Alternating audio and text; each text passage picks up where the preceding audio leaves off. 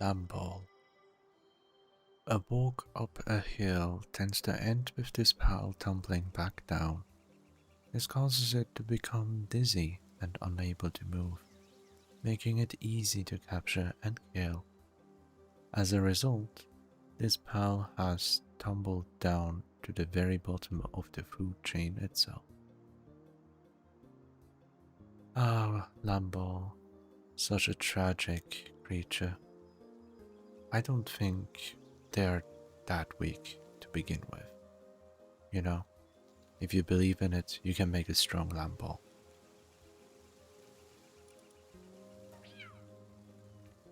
Cattiva.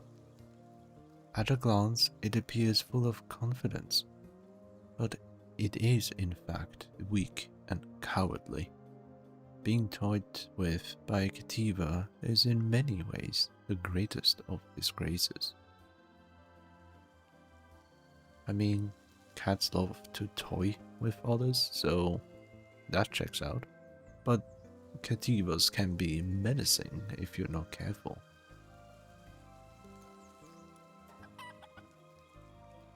Chikipi. Extremely weak and far too delicious. It is one of the weakest pals alongside Lamball. No matter how many are hunted, they just keep appearing. Well, here we have it, the KFC chicken. Extremely weak it says, but I've seen people that really build up Chikipi to cause a revenge arc. Be wary. Lifmunk.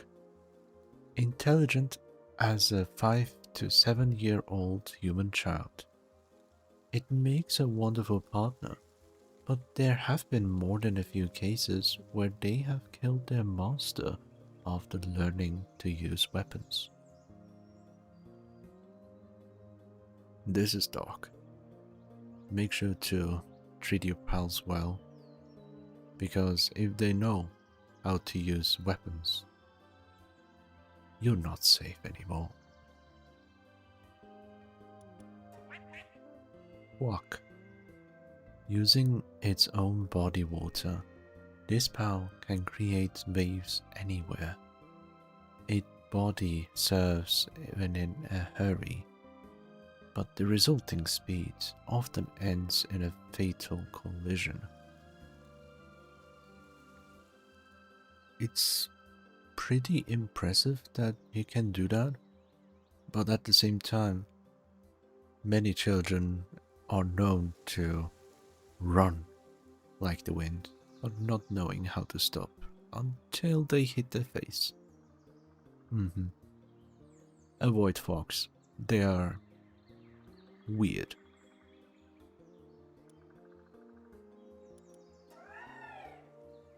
Celaray. Riding the wind, this pal travels where it pleases. Should it find a partner along the way, the encounter will mark its journey's end. Celaray is one of the pals that are so useful. It's my most trusted partner that saves me from falling down to the abyss. Celaray Lux. Its flashy patterns help it attract a partner, but after a long history of electrocution incidents involving Celaray Lux, yellow and black stripes are now seen across the island as a sign of danger. Just like Celaray, very useful, but with the downside that you may be electrocuted yourself. I would stick with Celaray, but Celaray Lux could be a friendly presence to people that you're not so fond of. Croajiro. Those who disgrace the honor of the earth are forced to take their own life by piercing their inflated vocal sac with a tree branch. they are blown away into the atmosphere and return to the afterlife.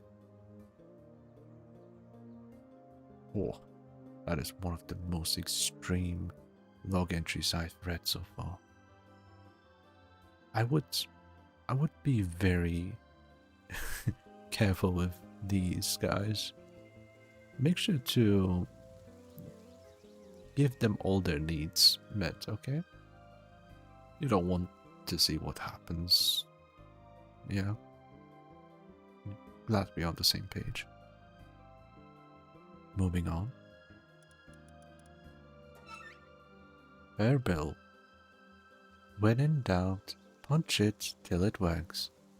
That's Herbil's approach to fixing things.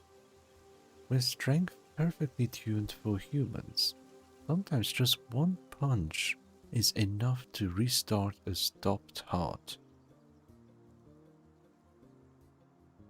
I'm terrified of its strength, especially for the size of this little guy. However, they know how to keep you alive. Make sure to have one with you at all times, just in case. Gumoss. A strange pal with a body resembling tree sap.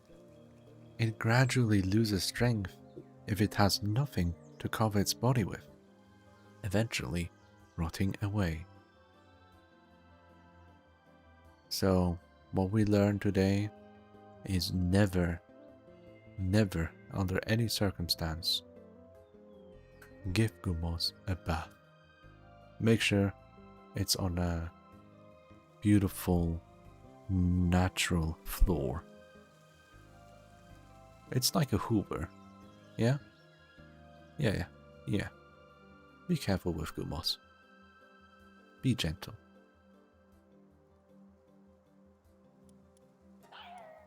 Pupperai. Pupperai territorial disputes begin with a stare down and end in a single quick strike. Training them to stay is risky business, as the go command triggers that same attack instinct.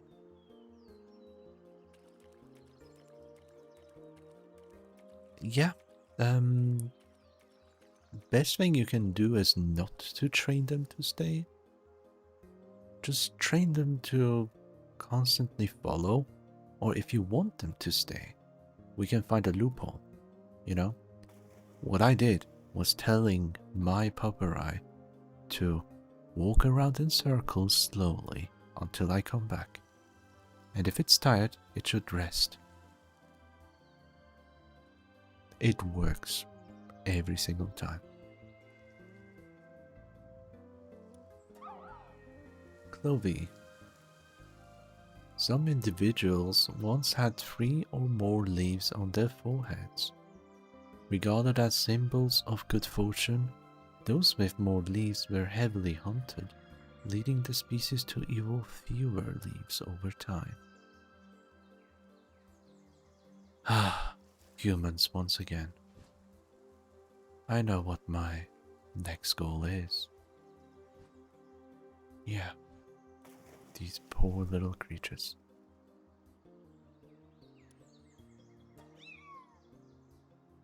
Jolthog. It releases the electricity stored in its body when under attack. The voltage it generates exceeds 10 million volts, making it more lethal than any conventional heavy firearms when thrown.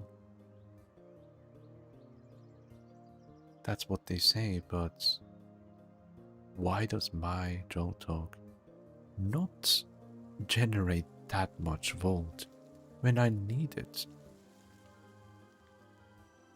My enemies are still alive. But again, be careful with voltages, because any more than 400 volts, especially if you want to automate your base, that will break everything apart. Treat with care.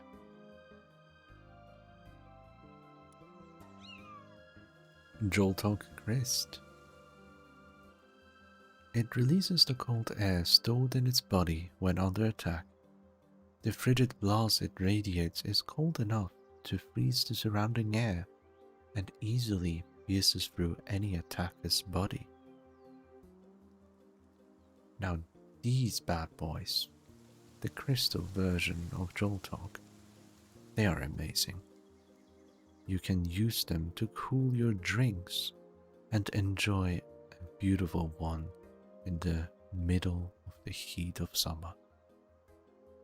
Truly worth to keep around. You can even use them as an emergency defensive mechanism.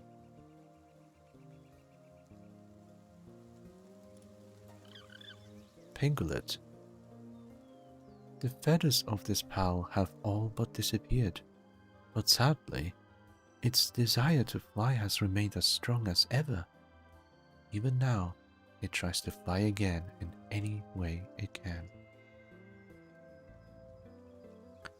That is why Pengullet really loves the airplane. If you want to play with your Pengullet, lift them up and run around.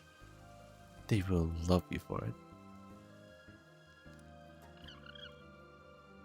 Pengullet Lux. The feathers of this pal have all but disappeared and it can no longer fly. Yet its longing for the sky has turned to jealousy, so it harnessed electricity to strike down those who still soar. Now, these guys, you should keep them far away from your feathery friends. Penking. Surprisingly, it is unrelated to Pengullet. However, since this pal gets pampered as it pleases, for now, it's doing its best to strut arrogantly. They love to roleplay as a king. That's why it is named Penking. If you don't want to have complications with a Penking of your own, make sure to play along